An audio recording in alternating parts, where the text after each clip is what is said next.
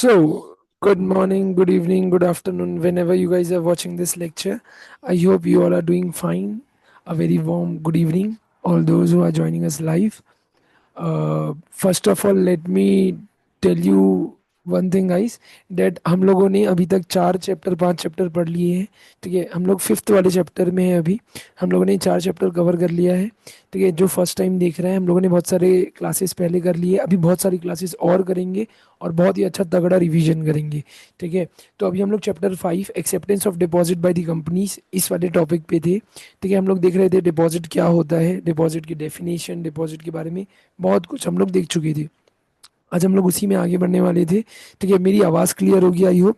ठीक है, और चलो अब आगे बढ़ते हैं कि ये है क्या।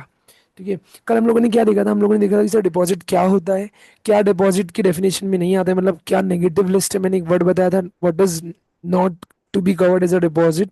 तो नेगेटिव लिस्ट मैंने बताई थी, बहुत सारे आइटम हम लोगों ने देखे थे जो डिपॉजिट की डेफिनेशन में नहीं आते हैं या डिपॉजिट में नहीं कवर होते क्योंकि आरबीआई ने उसको बता रखा है। इसके अलावा we have few more things.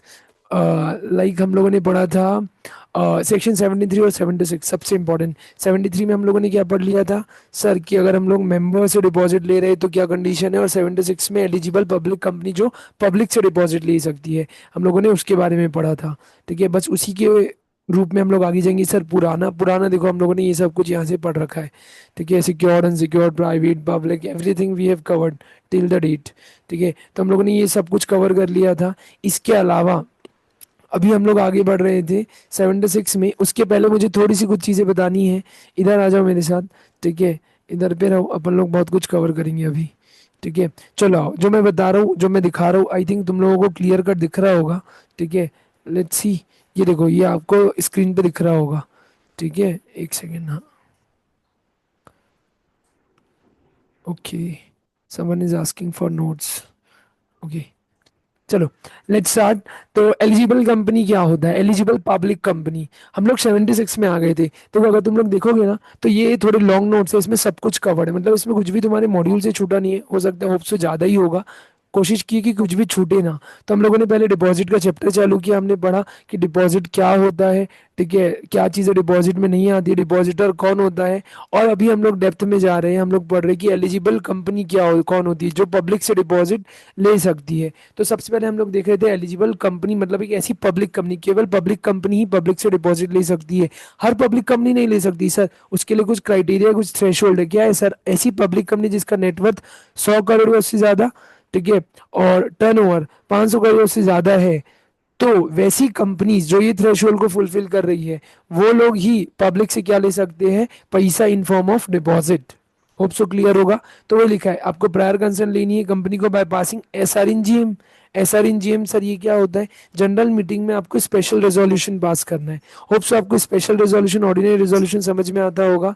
ठीक है, तो जब आप 75% या उसके ऊपर आपके मेंबर्स के लोगों की कंसेंट ले लेते हो तो it becomes N SR, special resolution. बड़े कामों के लिए जनरली एसआर पास होता है।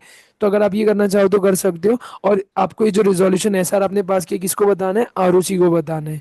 ठीक है, जब भी आप इनवाइट कर रहे हो पब्लिक से। लेकिन अगर आप एक एलिजिबल कंपनी हो, जो कुछ एक लिमिट 181 सी में बताइए, किसी को याद है कि 181 सी की लिमिट क्या है, क्योंकि यहाँ नहीं बहुत जगह आएगी। तो मैंने डिवेंचर में भी पढ़ रखा है, उसकी भी लिमिट एक बार आई थिंक नवंबर 22 में क्वेश्चन आया था, डिवेंचर इशू करने की लिमिट पूछ लिया था।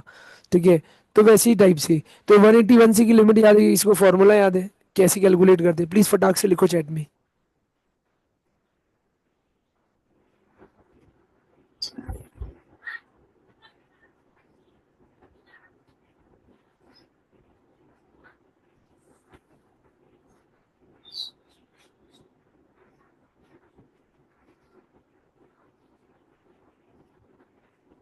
बोलो गाइस, लिखो। भाई लोग याद है क्या,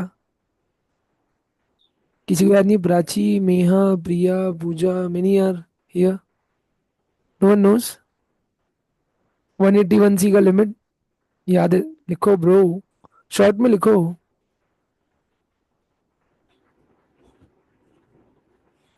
ओके,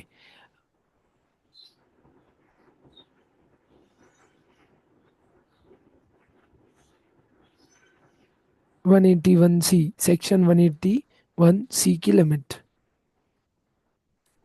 मैं बताऊँ क्या। होप सो प्राची बता रही है। देखो, paid up share capital plus free reserves plus securities premium, ये प्रीमियम है मेरा, ठीक है। सिक्योरिटीज प्रीमियम, इन तीनों का जो भी 100% है ना, इतने तक का अगर आप ले रहे हो तो यू कैन बिंदास take only by passing OR, तो आपको एसआर की जरूरत ही नहीं है। हाँ एग्जैक्टली, एग्जैक्टली। ठीक है, कि paid up share capital free reserve securities premium. ठीक है, तो paid up share capital free reserve और सिक्योरिटीज प्रीमियम, ये तीनों का जितना 100% है, वहां तक का अगर आप लेना चाहते हो तो आप ले सकते हो। ठीक है, बिंदास विदाउट एनी लिमिट। लाइक मतलब ये लिमिट है उसकी 181 की, ये लिमिट है। अगर आप इतना ले रहे हो तो आपको केवल क्या पास करना है, ओआर। अगर आप इससे ज्यादा ले रहे हो तो क्या पास करना है, एसआर। आया समझ में? कल भी हम लोगों ने ये जो चार्ट में पढ़ा था, अगर तुमको याद होगा। ठीक है, यहीं कहीं हमने पढ़ा भी था। किधर है ब्रो, किधर है? इधर नहीं है। ठीक है, हम लोगों ने कल भी पढ़ा था ना कि अगर आप वो लिमिट के अंदर में ले रहे हो तो यू कैन टेक है। देखो, ओ आर एस आर 181 सी की लिमिट में ले रहे हो तो ओ आर, उसके ऊपर जा रहे हो तो एस आर। ठीक है, ऐसा तो याद रखना। अब याद है ना, जिसको नहीं पता था अब आई थिंक उसको याद हो जाएगा। प्लीज याद रखना, ये इंपॉर्टेंट है। ठीक है, फिर आता है सर सेक्शन 73 के अंदर, ये हम लोग पढ़ लिए थे कि जनरली आप डिपॉजिट नहीं लोगे जब तक आपको जैसा बताया वैसे ही आपको फॉलो करके लेना है। लेकिन अगर ये कंपनीज ले रही है तो इनके ऊपर ये रूल्स रेगुलेशंस नहीं लगेंगे। कौन सी companies? Banking, NBFC, housing finance, या कोई और कंपनी जो सेंट्रल गवर्नमेंट बताएगी आरबीआई से पूछ के। ठीक है, इन लोगों को एग्जेम्पशन है। आ जाओ directly, provision of acceptance of trans from members, ये हम लोग पढ़ चुके हैं। समझ में आ रहा है? ये हम लोग पढ़ लिए थे कि मेंबर से लेना है। 73 मेंबर से लेने का डेट बताता है। तुमको याद होगा मैंने डीआरआर वगैरह भी बताया था। ठीक है, 20% का डीआरआर बनाना है। ठीक है, इन्वेस्टमेंट करना है, बहुत सारी चीज़ें हम लोगों ने पढ़ लिए थे। उसके बाद प्राइवेट कंपनी वाला लिमिट भी पढ़ लिया था। मैंने तुमको बताया था कि ये जो लिमिट है ये इंपॉर्टेंट है। ये लिमिट क्या थी सर? ये बोलना चाह रहे भाई, ऊपर जो प्रोहिबिशन आपने पढ़ा है ना मेंबर से लेने के लिए, जो भी सारी चीज़ें बताई है, तो वो प्राइवेट कंपनी के ऊपर नहीं लगेगा, वुड नॉट अप्लाई। अगर, ठीक है, वो कितना परसेंट तक लेना चाहती है, मतलब प्राइवेट कंपनी के लिए लिमिट कितना है? अगर which accepts from its members monies not exceeding 100% of their paid up capital free reserve securities from, तो इन तीनों को प्लस करके आपको जो भी फिगर दिया होगा आपके बैलेंस शीट में, उन तीनों को प्लस करना। उसका 100% तक का अमाउंट अगर प्राइवेट कंपनी मंगा रही है तो अपने मेंबर से मंगा सकती है बिना किसी दिक्कत की। ठीक है, अच्छा, वो कंपनी क्या होगी? स्टार्टअप के तौर पर रजिस्टर्ड है, जहां से वो इनकॉर्पोरेट है उसके 5 साल के लिए। ठीक है, और उस कंपनी के ऊपर किसी और कंपनी ने पैसा नहीं लगाया, मतलब ना ही वो किसी की एसोसिएट है, ना ही वो किसी कंपनी की सब्सिडरी है। उसकी बोरोइंग जो है ना, बैंक से, फाइनेंशियल इंस्टीट्यूशन से, या कहीं से भी मिला के, किसके ऊपर नहीं जा रही है सर? वो नहीं जा रही, is less than twice of its paid up capital. तो उसका जितना भी पेड अप कैपिटल है उसका 2 टाइम्स या 50 CR, which ever is lower, इसके ऊपर का बोरोइंग नहीं है। ठीक है, और उसने कोई डिफॉल्ट नहीं किया, आपका कोई सबसिस्टिंग डिफॉल्ट नहीं है। आज के डेट में समझो, जब मैं डिपॉजिट मांगने जा रहा हूँ मेंबर से, तब मेरा कोई पुराना डिफॉल्ट नहीं है, मैंने किसी का पुराना कोई पैसा नहीं खा के रखा है। तो अगर ये सब कुछ है, ठीक है, तब तो आप बिंदास क्या कर सकते हो, आपके ऊपर ये प्रोविजन अप्लाई नहीं होंगे, आपको इस प्रोहिबिशन मतलब ये एग्जेम्पशन है। ठीक है, और बस यही था। इसके अलावा मेंबर से कितना ले सकते हो ये अच्छे से समझो। चलो, अभी जिधर जिधर जो जो आ रहा है मैं तुमको पढ़ाते जा रहा हूँ। चलो इधर आओ, ये सामने आई थिंक स्क्रीन पे दिख रहा होगा मेरे ऊपर। तो लिखा है मैक्सिमम अमाउंट जो डिपॉजिट आप मेंबर से ले सकते हो फॉर नॉन एलिजिबल कंपनी, जो एलिजिबल कंपनी में नहीं आती है। ठीक है, तो ये क्या लिखा है? Company is permitted to accept और renew any deposit from its members including other than other such deposits, जो कि मतलब पुराना और अभी का मिला के ओवरऑल कितना हो सकता है? ओवरऑल कितना हो सकता है? 35% of my paid up capital, my free reserve and my securities premium account. अगर मैं यहाँ तक का, इतने तक का ले रहा हूँ तो बिंदास कर सकता हूँ। इसके ऊपर जा रहा हूँ, ठीक है, तो मतलब इसके ऊपर तो पॉसिबल ही नहीं है। समझ में आ रहा है? 35% उन्होंने बोला है। ठीक है, अच्छा, लेकिन आईएफएससी और प्राइवेट कंपनीज को क्या है एग्जामेशन? अभी बताया मैं 100% वाला लिमिट। ठीक है, अच्छा, आपको ये भी मैं कल बता के आया था, इसकी एक डेट थी फॉर्म डीपीटी 3 की, किसी को याद है क्या? ठीक है, फॉर्म डीपीटी 3 की लास्ट डेट क्या होती है आरुचि को फाइल करने की? कल बताया था मैंने एकदम अच्छे से लास्ट लेक्चर में। जल्दी जल्दी जल्दी। एग्जैक्टली 30 जून। ग्रेट। 30 जून होती है, जैसे अभी ये 30 जून आने वाला है ना, तो 30 जून उसकी क्या होती है? लास्ट डेट होती है। फिर क्या है? एग्जामेशन टू स्पेसिफाइड प्राइवेट कंपनीज, जो ऊपर वो उसमें था। ठीक है, तो क्या ना, प्रोवाइडेड फर्दर की जो मैक्सिमम लिमिट है respect of deposit not to extend from member, वो अप्लाई नहीं होगी कुछ क्लास ऑफ प्राइवेट कंपनीज को। ठीक है, जो ये क्राइटेरिया फुलफिल कर रही है, अभी पढ़ के आए थे यही वाला क्राइटेरिया। ठीक है, तो ये याद रखना, अपने को ये सब चीज़ें याद रखना है। एक सेकेंड ना, चल, हाँ, चलो। तो ये सारा क्राइटेरिया है, ये आपको याद रखना है। इसके अलावा सर इधर आ जाओ, अभी हम लोग क्या पढ़ रहे हैं sir? Acceptance of deposit by from public by certain companies. अब ये कौन सी कंपनीज का बात कर रहा है? ये पब्लिक कंपनीज का बात कर रहा है, जो एलिजिबल पब्लिक कंपनी। पहले तो वो एलिजिबल कब बनती है? जब उनका नेटवर्थ 100 करोड़ या उससे ज़्यादा और टर्नओवर 500 करोड़ या उससे ज़्यादा होता है। ठीक है, तो वो कंपनी अपने आप ही क्या बन जाती है? एलिजिबल। क्या sir private company eligible company बन सकती है? बिल्कुल भी नहीं, केवल एक पब्लिक कंपनी ही एलिजिबल पब्लिक कंपनी बन सकती है, पब्लिक से डिपॉजिट के फॉर्म में शेयर पैसा उठाने के लिए। पर सर इनको क्या पास करना है? In general SR. लेकिन अगर ये 181 सी की लिमिट में आते तो इनका काम किससे हो जाएगा? ओआर से हो जाएगा। क्या सर इनको क्रेडिट रेटिंग देनी है? हाँ सर। किससे लेनी है? एक रजिस्टर्ड क्रेडिट रेटिंग एजेंसी से, सीआरए हम लोग शॉर्ट में बोलते हैं। तुम लोग जब सीए फाइनल वगैरह में जाओगे तो और इसके बारे में समझोगे, बट इतना समझ लो कि जो एलिजिबल कंपनी होती है उनको रेटिंग लेनी है। सेबी रजिस्टर्ड जो क्रेडिट रेटिंग एजेंसीज होती है, जिनके पास आरबीआई और ये सब चीज़ों से जो डाटा के बेसिस में, जो बेसिस में वो हम लोग क्या देखते हैं, उन लोग हमारा नेटवर्थ, लिक्विडिटी की पोजीशन और हमारी एबिलिटी टू पे, ये सब कुछ देख के हम लोग क्या असाइन कर देते हैं? Credit rating. जैसे मैंने कल भी तुम लोग को बताया था, जैसे हम लोगों ने, उन लोगों ने हमको ग्रेड दे दिया ABC, A++, B-, C+, C-, ऐसे समथिंग समथिंग कुछ कुछ। ठीक है, इसके अलावा नॉट ओनली दिस, इसके अलावा क्या होता है, वो अल्फा बीटा गामा ऐसा टाइप से भी हमको दे सकते हैं।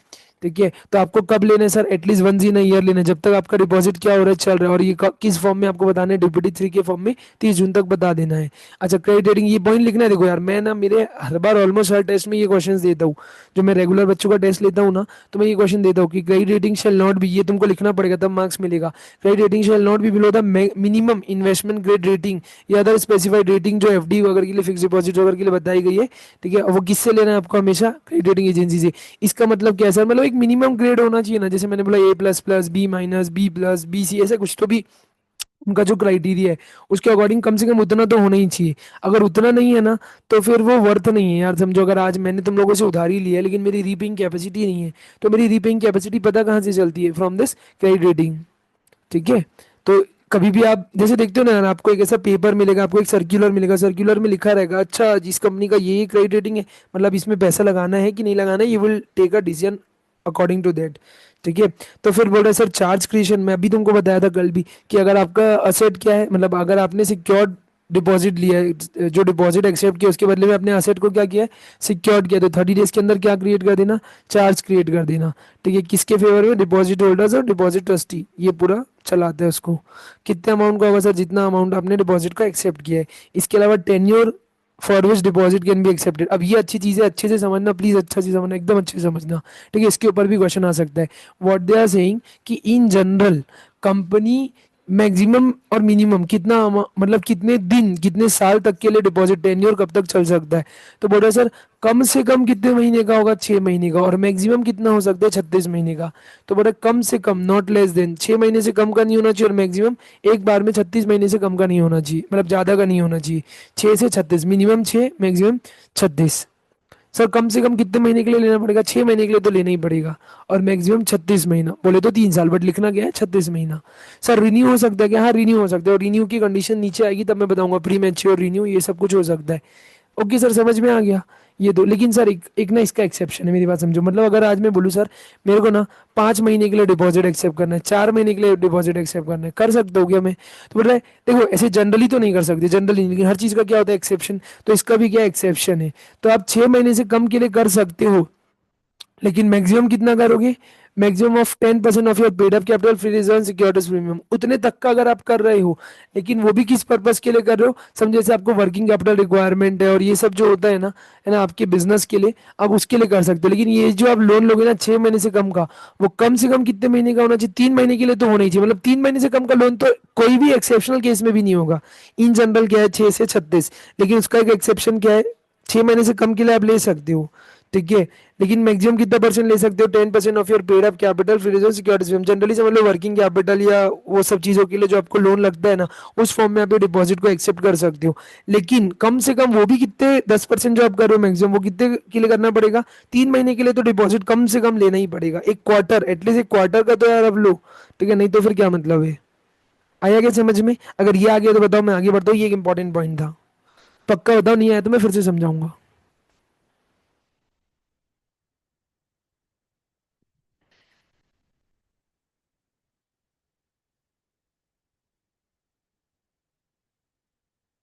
चलो प्राची को क्लियर है और बाकियों को?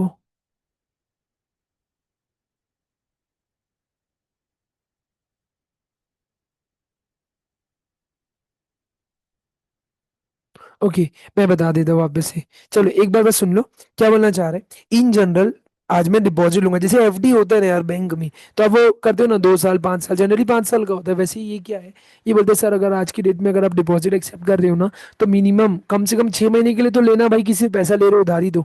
ठीक है, और मैक्सिमम कितने महीने के लिए ले सकते हो, 36 महीना। ये तो क्लियर है पहला। फिर इसका एक्सेप्शन क्या है, बोले 6 महीने से कम के लिए लेना है सर, मेरे पास छोटा सा टाइम, छोटा सा काम है, मेरे को उसके लिए लेना है। तो बोलता है ले सकते हो, फिर मैक्सिमम कितना लेना, 10% के ऊपर नहीं लेना। समझ में आया? क्योंकि वैसे तो 35% तक ले सकते हैं ना, तो मैक्सिमम आप लोगे 6 महीने से कम के लिए, तो कितना परसेंटेज ले सकते हो, 10% तक का ले सकते हो। अच्छा, वो भी किस पर्पज के लिए, जनरली समझो वर्किंग कैपिटल की रिक्वायरमेंट होती है ना, धंधे में बिजनेस में पैसा लगाने के लिए, शॉर्ट टर्म रिक्वायरमेंट के लिए ले सकते हो। ठीक है, अच्छा सर ठीक है वो तो ले लिया, लेकिन कम से कम कितने महीने के लिए लेना पड़ेगा। बोलते देख 3 महीने से कम के लिए मत लेना, तू 6 से कम के लिए ले सकता है, लेकिन उसमें भी तू कम से कम 3 महीने के लिए तो लेना, जैसे 4 महीना, 5 महीना, 4.5 महीना ऐसा ले। तू ये नहीं बोल सकती कि 2 महीने के लिए लोन ले रहा हूँ, कम से कम तो 3 महीने के लिए लेना ही पड़ेगा। होप सो आ गया होगा। आया क्या मैं यहाँ?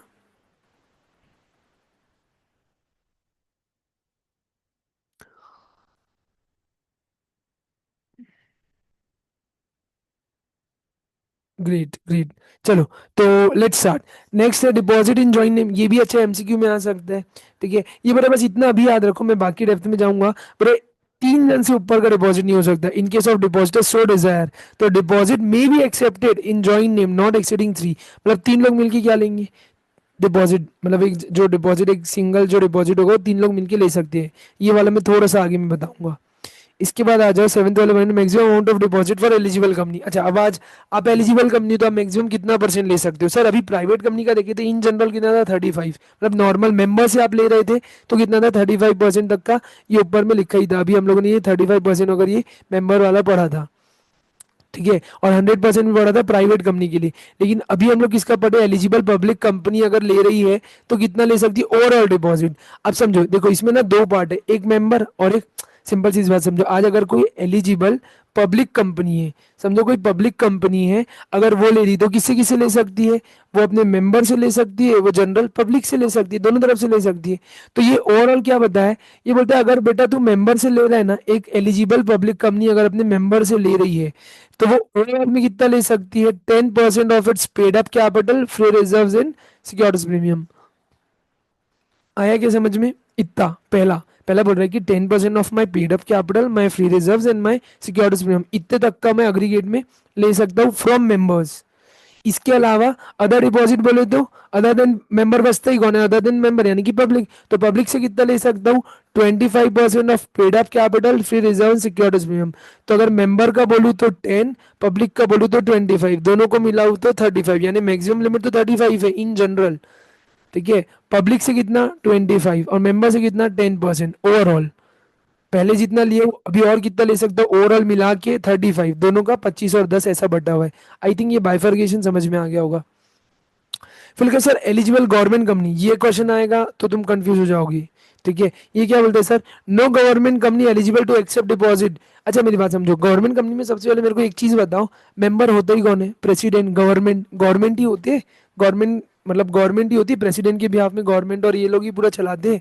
तो गवर्नमेंट कंपनी में तो एक तरीके से गवर्नमेंट ही ओनर है, तो वो अपने से खुद के लिए पैसा क्या ही देगी, लेगी, तुम खुद सोचो, दिमाग लगाओ, मेंबर से क्या ही लेगी। वो मेंबर कौन होता है, प्रेसिडेंट, और उसके खुद के वही जो जो अथॉरिटीज है वो, तो वो खुद क्या ही पैसा लगाएगी। दे नीड पैसा फ्रॉम पब्लिक। तो अगर आज की डेट में ओवरऑल डिपॉजिट मैक्सिमम, ओवरऑल बता रहे हैं मेंबर से भी और पब्लिक से भी, अगर आप ओवरऑल देखोगे तो ओवरऑल अगर ये लोग लेना चाहे तो ये लोग कैसे ले सकते हैं, तो लिखा if any amount of such deposit together with amount of the other deposit, मतलब जितना पहले ले चुके हैं और अभी जितना ले सकते हो, वो ओवरऑल मैक्सिमम कितना होगा, 35%। ठीक है, तो ये आप ले सकते हो। एलिजिबल कंपनी पब्लिक से भी ले सकती है, मतलब वहां पे 25% नहीं, यहाँ पे कितना था, यहाँ पे पब्लिक से आप नॉर्मल कंपनी कितना ले सकती थी, 25%, जबकि यहाँ पे कितना ले सकती है, 35%। मतलब गवर्नमेंट कंपनी चाहे तो पूरा पूरा 35% किससे ले सकती है, जनरल पब्लिक से। आया क्या समझ में? It is very important. आया तो मैं आगे बढ़ता हूँ, अगर कोई डाउट है तो पूछ लो। दिमाग लगाना पीछे का रीजन क्या, मैंने तुमको थोड़ा सा बताया भी।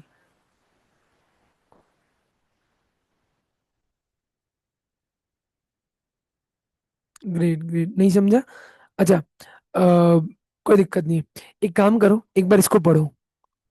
ठीक है, एक बार इसको पढ़ो। तुम खुद समझ जाओगे, एक बार बस आराम से प्यार से पढ़ो। ठीक है, ये वाले पॉइंट को पढ़ो, फिर मेरे को बताओ कि तुमको क्या समझ में आ रहा है। कोई गवर्नमेंट कंपनी है वो एलिजिबल है, एलिजिबल गवर्नमेंट कंपनी मतलब पब्लिक से पैसा ले सकती है। तो अच्छा देखो नॉर्मल, मेरे को एक बात बताओ, गवर्नमेंट कंपनी में मेंबर्स, गवर्नमेंट कंपनी बनती कैसे जिसमें अच्छा खासा half, more than half of the, generally 51% के ऊपर का शेयर कैपिटल वगैरह अगर गवर्नमेंट रखी है तो वो।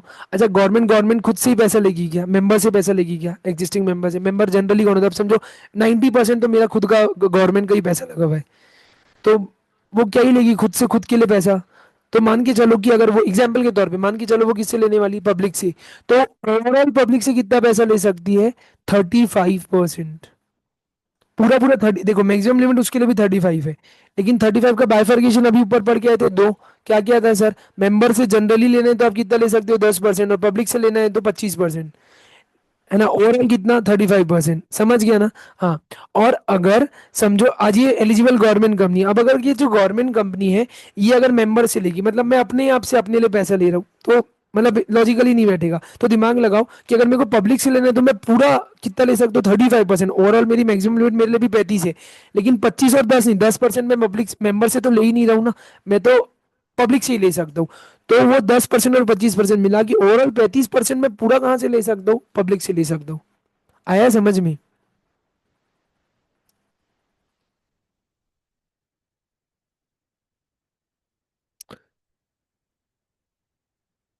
आया? बिंदास, नहीं आया तो बताओ, मैं और समझाऊंगा।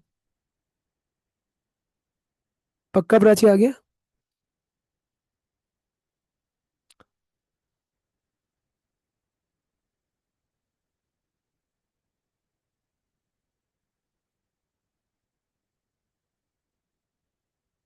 नॉर्मल कंपनी एग्जांपल समझो, अगर आज वो मेंबर से ले रही है, आज वो पब्लिक से ले रही है, ठीक है, अगर वो मेंबर से लेगी तो मैक्सिमम कितना ले सकती है, 10%, और पब्लिक से लेगी तो 25% of their paid up capital freeze and securities में, वो वैसा है। ओवरऑल मिलाओगे तो कितना हो गया, 35%, ये फिक्स है ना, यहाँ तक के नॉर्मल है।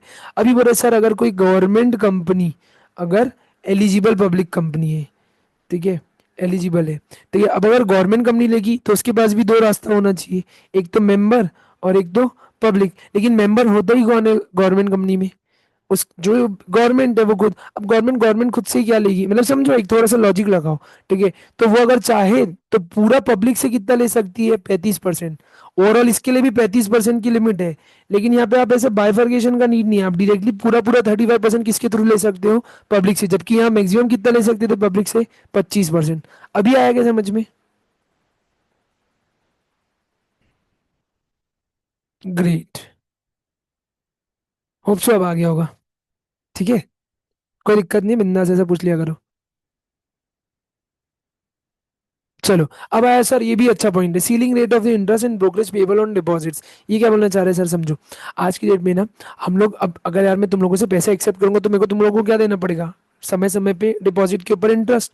तो अगर मैं आज इंटरेस्ट दूंगा तो सर कितना दे सकता हूँ, बोलता है बेटा ज्यादा होशियार नहीं बनना, आरबीआई का जो रेट है ना बैंक्स के लिए, एनबीएफसी के लिए, ठीक है, उतना मैक्सिमम रेट तू भी दे सकता है।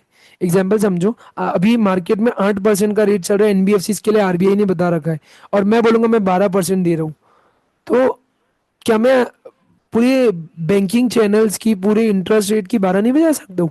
ऑफ कोर्स हर कोई फिर, कोई भी बैंक और एनबीएफसी में मतलब उनके पास जाएगा कि हर कोई मेरे पास ही पैसा लगाएगा, समझ में आ रहा है?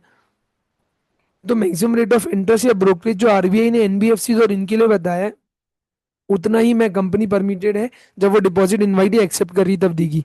समझ में आ रहा है? नहीं तो ऐसे में क्या होगा, फिर बैंक और एनबीएफसी और ये वाले बिजनेस की तो 12 बज जाएगी ना, कंपनी कमा रही, कंपनी मजे कर रही है, ठीक है। तो इसीलिए सबको एक पार लेवल पे रखने के लिए। फिर sir no right to alter क्या होता है, ठीक है, तो लिखा है कंपनी के पास कोई राइट नहीं होता कि वो टर्म्स एंड कंडीशन को क्या करते, ट्रस्ट डीड की अल्टर से, ट्रस्ट डीड किया जैसे डिबेंचर में होता है, डिपॉजिट में होता है वैसे ही, ठीक है, तो डिपॉजिट ट्रस्ट डीड होता है ना, यहाँ पे भी डिपॉजिटर के प्रोटेक्शन के लिए ट्रस्टी आता है, ठीक है। अगर समझो आज के डेट में हम लोगों ने कोई भी चीज क्या रखी, डेट्रीमेंटल हार्मफुल है अगर डिपॉजिटर्स के इंटरेस्ट के लिए, तो वो भी आपको पता नहीं रहती है। यहाँ तक क्या आई थिंक हम लोगों ने कवर कर लिया है। इसके अलावा आ जाओ appointment of trustees for depositors. ये क्या बोल रहे हैं सर, समझो। ये एकदम easy, same to same debenture trustee वाला है। ठीक है, आप एक या एक से ज्यादा क्या कर सकते हो, डिपॉजिट डिपॉजिट ट्रस्टी अपॉइंट करोगे, उसकी रिटर्न कंसेंट लोगे, ये एडवर्टीजमेंट या सर्कुलर में उसका नाम भी छापोगे और इफेक्ट में लिखोगे भी स्टेटमेंट में कि क्या बोलते हैं हम लोगों ने उसकी कंसेंट ली है और वो प्रॉपरली अपॉइंटेड है। ठीक है, और जैसी लिखा ना कंपनी एग्जीक्यूट करेगी, क्या एक डीड बनाएगी, कौन से फॉर्म में, डीपीटी 2 में, कब, 7 दिन पहले, जब वो इशू करने वाले सर्कुलर एडवर्टीजमेंट। ऑफकोर्स मार्केट में एडवर्टीजमेंट सर्कुलर करने के पहले 7 दिन पहले आपको बना लेना है। ठीक है, अब कौन बन सकता है, अब अच्छे से याद रखना, सेम टू सेम जैसे हमने डिवेंचर में पढ़ा था वैसे ही यही है। तुम चाहो तो लिख सकते हो same to same as it is जो हम लोगों ने डिवेंचर में पढ़ा था। तो क्या लिखा है, no person including a company जो कि किस बिजनेस में है, ट्रस्टीशिप में है, वो अपॉइंट नहीं होगी अगर वो खुद क्या है, ये जैसे समझो अगर मैं खुद कंपनी का डायरेक्टर हूँ केएमपी, और मैं खुद बोलूंगा कि मैं डिपॉजिटर्स के लिए, आउटसाइडर्स के लिए, जो बाहर से लोग जिन्होंने पैसा लगाया, मैं उनको प्रोटेक्शन करने के लिए बनाऊं, मैं उनके राइट्स को प्रोटेक्ट करूंगा, नहीं यार पॉसिबल ही नहीं है। इंडिपेंडेंस कहाँ है मेरा, तुम खुद दिमाग लगाना, जैसे ऑडिटर इंडिपेंडेंस के लिए पढ़ते हैं ना, वैसे ही। तो डायरेक्टर केएमपी या कोई और ऑफिसर है कंपनी होल्डिंग है सब्सिडी का, वो नहीं बन सकता सब्सिडी। ठीक है, इसके अलावा इंडेप्टेड है जो कंपनी में उधारी लिया दिया है। ठीक है, जिसका कोई कंपनी के साथ क्या मटेरियल पिक्यूनरी रिलेशन है, पैसे के टर्म्स में कोई रिलेशनशिप है, या उसने कोई गारंटी वगैरह दे रखा है, ले रखा है, ठीक है, इस बिहाफ में, या कोई और पर्सन है जिसको बताया जाएगा, वो ये सब चीज़ों से बाहर हो जाएगा। फिर लिखा है कि आप डिपॉजिटर को रिमूव कर सकते हो। तो लिखा है no trustee for depositors shall be remove from the office for the after the issue of circular. एक बार आपने सर्कुलर और एडवर्टाइजमेंट में मेरा नाम डाल दिया कि मिस्टर लवी विश्वास will be the deposit trustee for the depositors, तो आप मेरे को रिमूव कर सकते हो, ऐसे ही नहीं कर सकते हो। ठीक है, जब तक मेरा टर्म क्या नहीं होता खत्म, लेकिन कर सकते हो अगर सारे के सारे डायरेक्टर्स ने क्या दे दी, कंसेंट दे दी कि नहीं यार ये मिस्टर एलवी अच्छे से काम नहीं करे, या जो भी वो होगा। ठीक है, और उसके हिसाब से, और लेकिन अब उस मीटिंग में क्या होना चाहिए, बस इतना सा, मतलब मैं डेप्थ में नहीं जा रहा हूँ। In case the company is required to have independent director, अब जिस मीटिंग में मेरे को निकालने का प्रस्ताव रखा गया है, रेजोल्यूशन पास हो रहा है, अगर आपकी कंपनी में क्या लगता है कौन सा कॉन्सेप्ट इंडिपेंडेंट डायरेक्टर वाला, मतलब आपकी कंपनी में एक डायरेक्टर, दो डायरेक्टर, कम से कम कौन से वाले होते हैं, इंडिपेंडेंट डायरेक्टर। तो एटलीस्ट एक इंडिपेंडेंट डायरेक्टर वहां पे उस मीटिंग में क्या होना चाहिए, प्रेजेंट, जिस मीटिंग में क्या हो रहा है, मेरे को निकालने की बात हो रही है और अप्रूवल हो रहा है। समझ में आ रहा है, अगर अच्छा ये all the director unanimous resolution बोलते हैं, मतलब सारे के सारे डायरेक्टर मेरे को निकालना चाह रहे, कोई वैलिड रीजन होगा तो मेरे को निकाल सकते हैं, प्रोवाइडेड उस मीटिंग में क्या होना चाहिए, एक इंडिपेंडेंट डायरेक्टर जिसके नॉलेज में ये चीज़ आनी चाहिए। ठीक है, बस इतना समझ लो। फिर कैसा डिपॉजिटर्स की मीटिंग होती है क्या, हाँ, ट्रस्टी का तो ड्यूटी ही यही है। अगर उसको एटलीस्ट 3/4 लोगों ने क्या बोला, सॉरी 1/10 लोगों ने क्या बोला ऑफ द डिपॉजिटर्स कि यार हमारी एक मीटिंग बुलाओ, तो डिपॉजिट ट्रस्टी की एक ड्यूटी यही है कि वो मीटिंग बुलाएगा, या उसको खुद को लगता है कि कंपनी ने कोई ऐसा इवेंट हो गया है जिससे क्या हो रहा है, कोई डिफॉल्ट हो रही है, या उसकी ओपिनियन में डिपॉजिटर्स की मीटिंग बुलाना क्या है, जरूरी है, तो डिपॉजिटर्स की क्या बुलाएगा, मीटिंग। इसके अलावा sir filing of application form for making deposit, of course अब कंपनी तभी एक्सेप्ट या रिन्यू करेगी डिपॉजिट्स, ठीक है, सिक्योर या अनसिक्योर, जब वो एक एप्लीकेशन के फॉर्म में आएगा जो कंपनी बताएगी, और डिपॉजिटर्स को उसको क्या करना पड़ेगा, समय पे सबमिट, उसमें डिक्लेरेशन देंगे जो भी आना चाहिए, कितना पैसा क्या बोर हो रहा है, ये सब कुछ कोई काम का नहीं उतना। अब और आ जाओ कौन से टर्म्स है, फिर आ जाओ नॉमिनेट। ऑफ कोर्स आप क्या कर सकते हो, अगर आपकी डेथ में के केस में आप अपनी किसी को नॉमिनी बना सकते हो तो नॉमिनेट करने का राइट रहेगा। डिपॉजिट रिसिट्स मिलेगी आपको कितने दिन के अंदर, कल ही पड़े थे 21 दिन के अंदर में, साइन वाइन करके, कौन साइन करेगा, ठीक है, यही लोग जो कंपनी के ऑथराइज पर्सोनल्स हैं।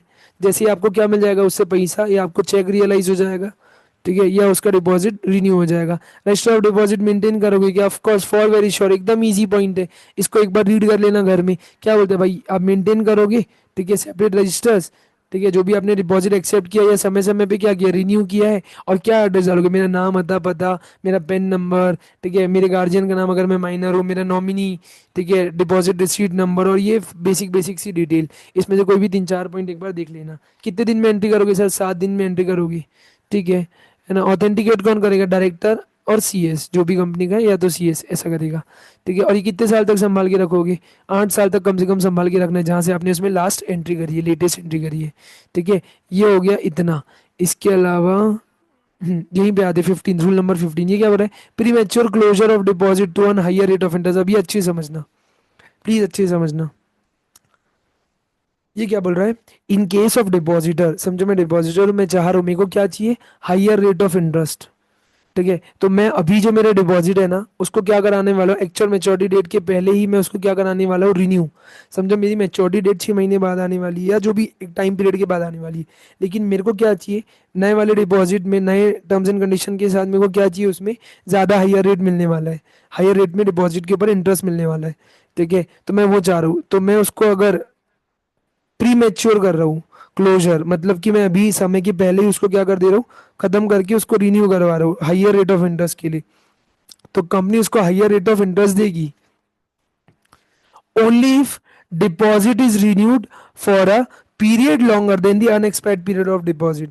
तो कम से कम कितने पीरियड के लिए होना चाहिए, जितना अनएक्सपायर्ड पीरियड था। समझो जैसे मेरा 3 महीने बचा हुआ था, तो कम से कम 3 महीने, या समझो मेरा 6 महीना बचा था, तो 6 महीने के ऊपर के टर्म के लिए अगर मैं उसको रिन्यू कर रहा हूँ, तो मैं उसको हाइयर रेट ऑफ इंटरेस्ट दे सकता हूँ, मतलब मेरे को मिलेगा। ठीक है, अगर मैं उसको जितना मेरा अनएक्सपायर्ड पीरियड बचा था इसी वाले का, पुराने वाले का, अब नए वाले में अगर मैं उसको पहले प्री मैच्योर टर्मिनेशन करके नए वाले में पैसा डाल रहा हूँ, वापस उसको रिन्यू कर रहा हूँ हायर रेट ऑफ इंटरेस्ट के लिए, तो नहीं मिलेगा अगर वो उस कम पीरियड के लिए है। समझ में आ रहा है नया वाला? मतलब समझो मेरे इधर 6 महीना बचा था, उधर मैं 5 ही महीने के लिए कर रहा हूँ, पॉसिबल नहीं है। कम से कम 6 महीने या उससे ज्यादा के लिए करो, उससे कम के लिए मत करना। Simple is date.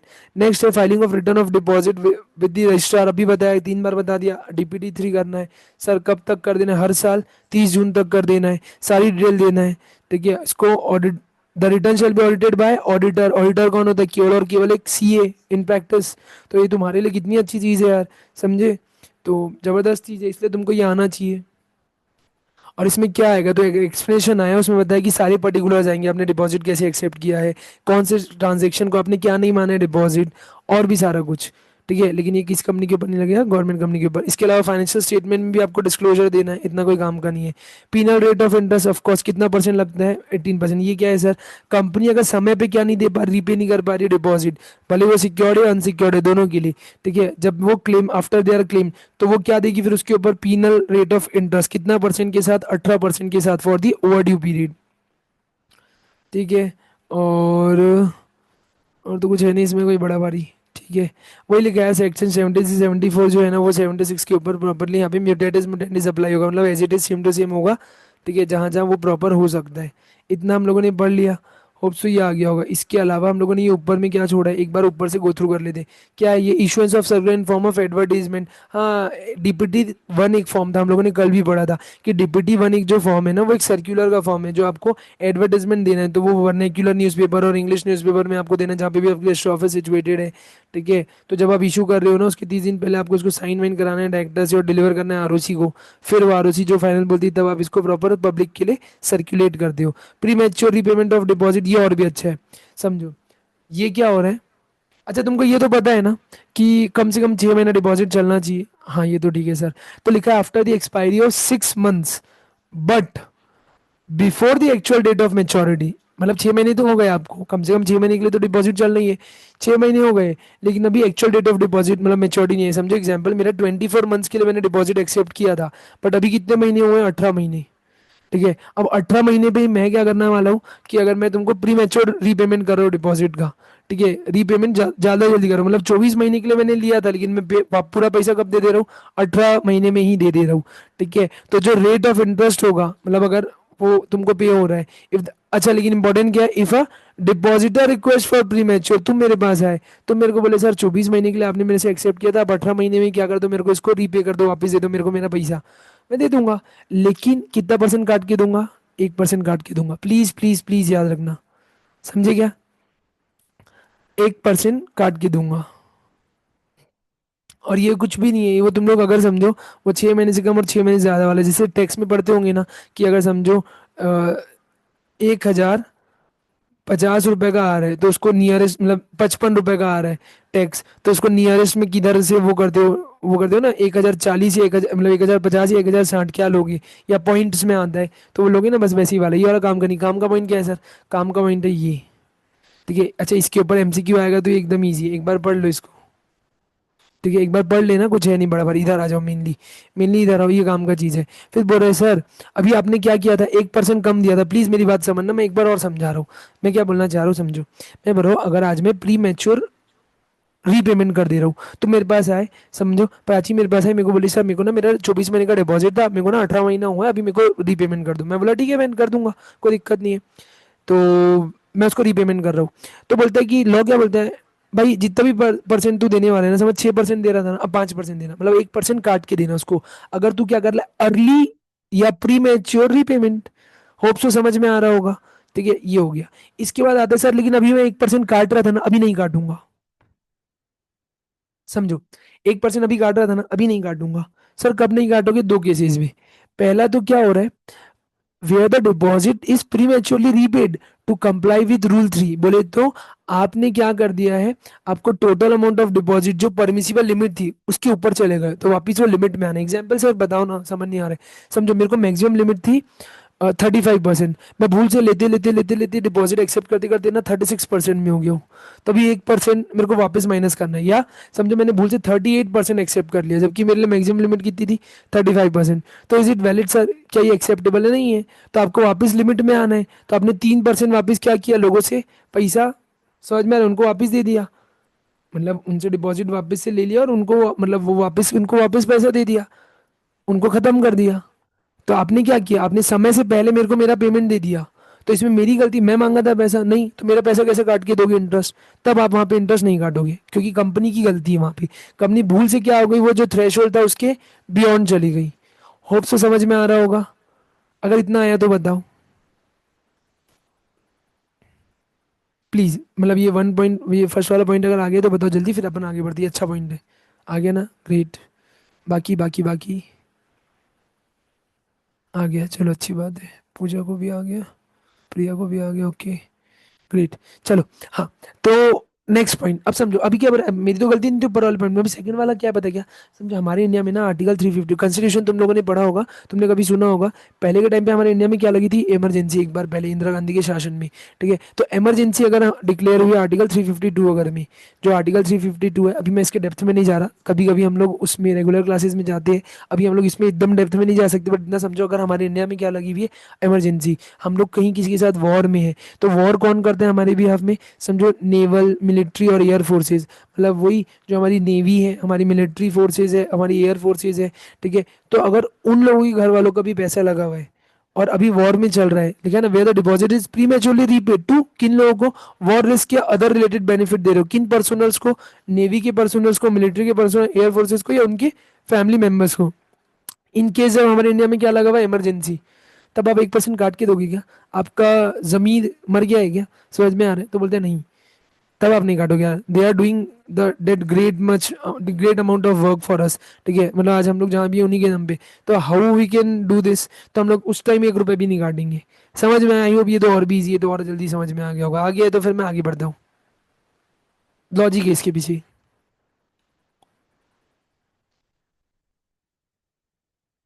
Great great great.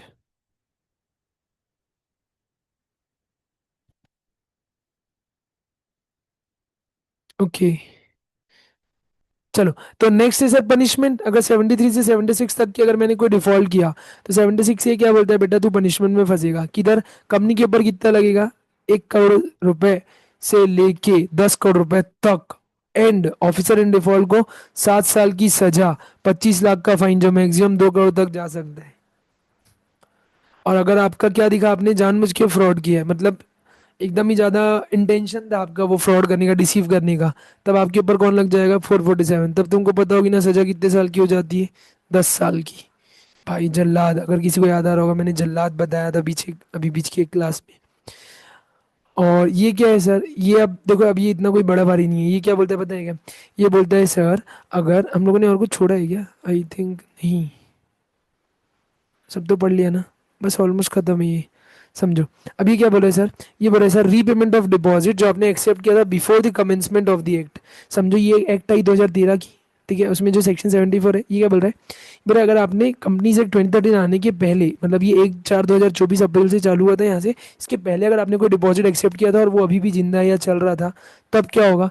तो 3 महीना ऑफ सच कमेंसमेंट, जहाँ से ये एक्ट चालू हुई, ठीक है, आपको एक स्टेटमेंट फाइल करना था डीपीटी फॉर्म में, और क्या बताना था उसकी सारी डिटेल। उसको रीपे कितने महीने साल के अंदर कर देना था? 3 साल। अल्टीमेटली 36 महीना दिख रहा है, ठीक है, 3 साल ही लिखो, लेकिन तुम 3 साल के अंदर कर देना था। सर अभी ये प्रोविजन काम का है क्या? अब नहीं है। समझ में आ रहा है क्या? ये हो गया अब खत्म। तो it is not important, but ठीक है, लेट इट बी। इसके अलावा extension of time for repayment, तो वहाँ पे मिला था। देखो कभी भी ना, मैं जब रेगुलर क्लास पढ़ाता हूँ तो मैं बताता भी हूँ, we generally have a transition period. Transition समझते हो, एक लॉ से दूसरे लॉ में ट्रांजिट होना। एग्जाम्पल के तौर पे अभी तुम लोग इनकम टैक्स एक्ट पढ़ रहे हो 1961 की, आई होप तुम सबने सुना होगा, अभी इनकम टैक्स का डायरेक्ट टैक्स कोड आने वाला है। ठीक है, अब अगर समझो वो डायरेक्ट टैक्स कोड आ गया 2025, तो क्या कल से लागू हो जाएगा वो? नहीं, it will have certain time period. एक बार में पूरे सेक्शन आ जाएंगे? नहीं, हमने कंपनी से की स्टार्टिंग में भी देखा था, एक दिन में सारे सेक्शन नहीं आए थे, धीरे धीरे धीरे धीरे करके आए। वैसे ही वो भी आएगा, एक ट्रांजिशन पीरियड दिया जाएगा। तो एक बार में हम लोग ऐसे शिफ्ट नहीं कर सकते। समझ में आ रहा है? तो बस ये ट्रांजिशन पीरियड भी दिए जाते हैं, कभी कभी एक्स्ट्रा टाइम भी दिया जाता है। ठीक है, और अगर किसी ने इसमें कुछ गलत किया होगा तो उसके ऊपर ये पेनल्टी लगेगी। सर मेरे को एक चीज़ बताओ ना, ये पेनल्टी याद करना इंपॉर्टेंट और पॉसिबल है क्या? देखो, जो इंपॉर्टेंट होती है ना, मैं हर बार एग्जाम के पहले ना कोशिश करता हूँ कि एक पीडीएफ बना के, एक मेरी पीडीएफ है वो मतलब पनिशमेंट फ्रॉड पेनल्टी वाली, उसको मैं दे देता हूँ या बता देता हूँ, ये वाली कर लो यार। देखो, हर सेक्शन का अपना नॉन कंप्लायंस और नॉन कंप्लायंस के ऊपर पेनल्टी, हर सेक्शन का याद नहीं कर सकते, पॉसिबल नहीं है ऐसा। ह्यूमन पॉसिबल होगा, लेकिन मेरे को ऐसा लगता है एज ए स्टूडेंट ना, हर किसी के लिए पॉसिबल नहीं है। 95% बच्चों के लिए पॉसिबल नहीं होता है। हर सेक्शन की हर पेनल्टी याद रखना मेरे लिए भी पॉसिबल नहीं होगा कि मैं वर्ड टू वर्ड याद रखूँ और तुमको बता पाऊँ कि यार ये वाले में ये कंफ्यूजन हो जाता है एवरीवन। ठीक है, और एक एक्ट तो नहीं है, we study SEBI, we study many other acts, तो कितना सारा याद रखेंगे? तो जो इंपॉर्टेंट है वो याद करना है, जहाँ इंपॉर्टेंट होगा मैं बताऊंगा। ठीक है, फ्रॉड अगर किया तो लाइबिलिटी आती है ऑफिसर की, जिसने भी डिपॉजिटर्स के साथ रिफ्रॉड किया है। ठीक है, अगर कुछ भी गलत किया है तो they will be liable, personally responsible होंगे 447 में, without any limitation of liability, जो भी लॉसेज इंकर हो रहा है ना। एक्शन कौन लेगा? कोई भी सूट प्रोसीडिंग या अदर एक्शन जो कोई पर्सन लेगा, ग्रुप ऑफ पर्सन लेगा, एसोसिएशन लेगा रिगार्डिंग लॉस, तो वो इसको माना जाएगा, उनको उसका उतना पैसा देना पड़ेगा। आई होप ये सब कुछ हम लोगों ने कवर किया है। तो यहाँ तक के तो इतना ही था, इसके अलावा अपना कुछ छूटा नहीं होगा मोस्ट प्रोबेबली। ये भी मैंने बता दिया। देखो, ये वही वाला पॉइंट था, अगर तुम चार्ट में भी आगे देखोगे ना, तुमको ये दिखेगा। याद है कि 1% लेस कब करेंगे, 1% कब काटते हैं? जब आप प्री मैच्योर टर्मिनेशन कर रहे हो। ठीक है, लेकिन दो केसेस में नहीं काटते, अगर तुमको याद होगा। ठीक है, आपको ये मेंटेन करना है, 8 साल के लिए संभाल के रखना है, फाइनेंशियल स्टेटमेंट में डिस्क्लोजर देना है, डायरेक्टर्स बताएंगे जितना अमाउंट रिसीव हुआ है बाय वे ऑफ नोट्स। ठीक है, और ये भी वही प्राइवेट कंपनी के केस में आपको डिक्लेरेशन वगैरह देना पड़ता है। ये भी याद होगा तुमको। टेन्योर क्या है जनरली, कितना होता है? 6 महीने से लेके 36 महीना। ठीक है, लेकिन आप 6 महीने से कम का भी कर सकते हो, 3 महीने से कम का कर सकते हो क्या? ये तो अलाउड ही नहीं है। 6 महीने का अगर आप कर रहे हो, 6 महीने से कम का, तो उसमें कम से कम कितना लेना पड़ता है? 3 साल, 3 महीना तो लेना ही पड़ता है। ठीक है, अब अलाउड और अदरवाइज क्या लिखा है? अलाउड है अगर आप ले रहे हो शॉर्ट टर्म रिक्वायरमेंट के लिए, जैसे मैंने एग्जांपल दिया था वर्किंग कैपिटल लोन वगैरह के लिए ले रहा हूँ, तो 10% तक का मिल सकता है of my paid up capital freezer securities premium. Limit on deposits क्या है सर? अगर समझो प्राइवेट कंपनी तो तुमको होता है 100%, और उसको तो कोई लिमिट भी नहीं होती है। फिर एलिजिबल पब्लिक कंपनी अगर है या अदर्स है, तो अगर एलिजिबल पब्लिक कंपनी है, ठीक है, अब एलिजिबल फ्रॉम मेंबर ले सकती है 10%, और फ्रॉम पब्लिक 25%, ओवरऑल में 35%। एलिजिबल गवर्नमेंट कंपनी ओवरऑल कितना ले सकती है? 35%, भले वो मेंबर से ले या पब्लिक से ले। जनरली किससे लेती है? पब्लिक से। ये वाला पॉइंट भी हम लोग समझ गए। ठीक है, all the other type of company 35% लेगी। ठीक है, मेंबर से आईएफएससी पब्लिक कंपनी कितना ले सकती है? 100% ले सकती है मेंबर से। डिपॉजिट जो लोगे वो मैक्सिमम डिपॉजिट जॉइंट नेम में कितने हो सकते हैं? 3 लोग के हो सकते हैं। रेट ऑफ इंटरेस्ट कौन बताएगा? आरबीआई। जो किसके लिए बताइए? एनबीएफसी के लिए। वही कितना होगा? बाकियों के लिए भी वही रेट होगा, उसके ऊपर वो लोग भी नहीं जा सकते। फिर हमने डिपॉजिटर ट्रस्टी पढ़ा, कौन डिस्क्वालीफाइड है? तो ये डिस्क्वालीफाइड है अगर तुमको शॉर्ट में पढ़ना है। अगर तुमको लॉन्ग में पढ़ना है तो हमने इससे भी पढ़ा, शॉर्ट में पढ़ना है तो अभी हम लोग इससे पढ़ रहे हैं। फिर डिपॉजिट ट्रस्टी देखो, उसकी रिटर्न कंसेंट लो, उसके साथ डीड बनाओ, 7 दिन के अंदर में उसको प्रॉपर फाइनल करो, एंड देन सर्कुलर में इसका स्टेटमेंट छापो। हम लोग उसकी उसकी ड्यूटी से डिस्चार्ज कर सकते हैं। उसकी ड्यूटी के पहले तो ये बताओ, तो ड्यूटीज ये सब है। ठीक है, क्या कि आपको सिक्योरिटी रखना है जितनी सफिशिएंट और करेक्ट इन्फॉर्मेशन देनी है, कोई भी ब्रीच नहीं करना है। अगर ब्रीच हुआ तो आपको क्या करवा देना है? डिपॉजिटर्स की मीटिंग बुलानी है, रेमेडी बताया गया है, और protect the interest of depositors. इसके अलावा इंडिपेंडेंट, अच्छा ये क्या बोलना चाह रहे हैं सर? अगर आप किसको रिमूव करने वाले हो?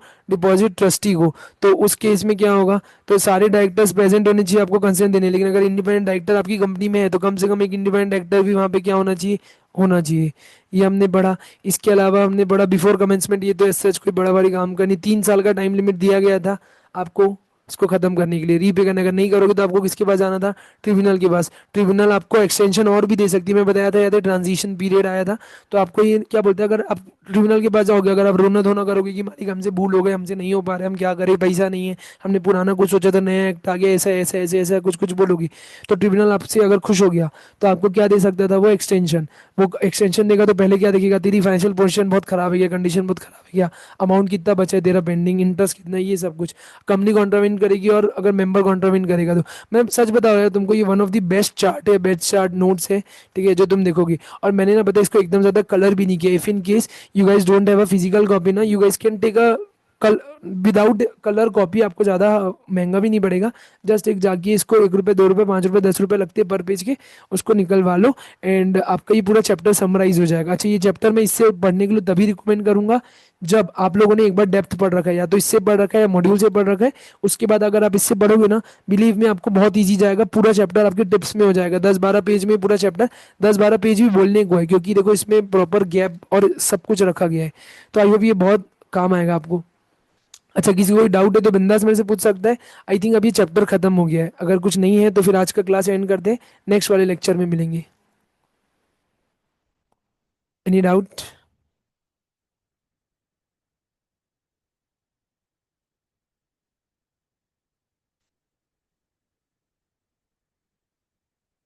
Great great great. तो एंड करूँ या नया चैप्टर चालू कर दूँ, चार्जेस, एज यू गाइस से? बिलीव में अपन टाइम से कंप्लीट कर लेंगे, एक नंबर। और जो ये कंटिन्यूस लेक्चर देख रहा है उसके लिए सर 3 मंथ मिनिमम है, मतलब अच्छा समझो, हाँ मेरी बात समझिए क्या बोलना चाह रहे हैं। जनरली 6 मंथ से लेके 36 महीना है, 6 मंथ से बेसिक टाइम लिमिट है। 3 मंथ्स एक्सेप्शन में है। वो क्या बोलता है कि 6 महीने से कम का तो डिपॉजिट हो ही नहीं सकता, लेकिन उसका एक एक्सेप्शन है, अगर आपको शॉर्ट टर्म लोन की रिक्वायरमेंट है, शॉर्ट टर्म बिजनेस में पैसे की रिक्वायरमेंट है, तो आप 6 महीने से कम का भी डिपॉजिट ले सकते हो। लेकिन वो जो 6 महीने से कम का ले रहे हो वो 3 महीने से कम का मत लेना। मतलब मैं आपको उंगली दिया, 6 महीने से कम के लिए आप ले सकते हो, तो अब आप उसको मतलब उंगली में आप मेरा हाथ पकड़ रहे हो, बोलते हो नहीं मैं तो 2 महीने के लिए लूंगा, भाई पागल है क्या? उसकी सर्टेन कंडीशंस होती है, सर्टेन इंटरेस्ट रेट्स होते हैं, तो आप कम से कम, उसने कंडीशन क्या लगा है कि 3 महीने से कम के लिए तो लेना ही नहीं। मतलब आप 6 महीने से कम के लिए ले सकते हो, लेकिन 3 महीने के लिए। ये सब क्या एक्सेप्शन में है, समझ में आ रहा है? ऐसा आया ना समझ में? ओके, तो ये हो गया। और चलो ठीक है, someone is saying okay, chapter 6 भी कर सकते हैं। मेरे को ना एक बार चैप्टर 6 चालू करना पड़ जाएगा, तो मेरे को सब ये रिकॉर्डिंग बंद करके नई रिकॉर्डिंग चालू करनी पड़ेगी। चलो एक काम करो, अभी तक अपन ने जितना पढ़ा है ना, आज इसको यहीं रख दे, कल से नया चैप्टर चालू करेंगे, ज़्यादा नहीं, वो भी 1-2 क्लास में हो जाएगा। 7th वाला chapter will take time, will do that properly. और डोंट वरी, मतलब प्रॉपर सितंबर तक के जो तुम्हारे एग्जाम्स है, तुम जनवरी में 2 मई में तो जब भी दे रहे हो, ठीक है, तो तुम्हारा टाइम पे हो जाएगा। ये जितना अपन करें, अपन अच्छे से डेप्थ में करें। And one more thing was I was saying, okay, मैं क्या बोल रहा था, भूल गया। चलो ठीक है, जो भी है अपन कल कर लेंगे, आज के लिए इतना ही रखते हैं, क्योंकि मेरे को वापस और नोट्स होकर निकालने पड़ेंगे। मैंने सबको नोट्स भेज दिए, जिसके पास भी नहीं है मेरे को मैसेज करना, I will send them the notes. Okay, चलो आज के लिए इतना बहुत है, मिलते हैं कल सेम टाइम सेम जगह। बाय।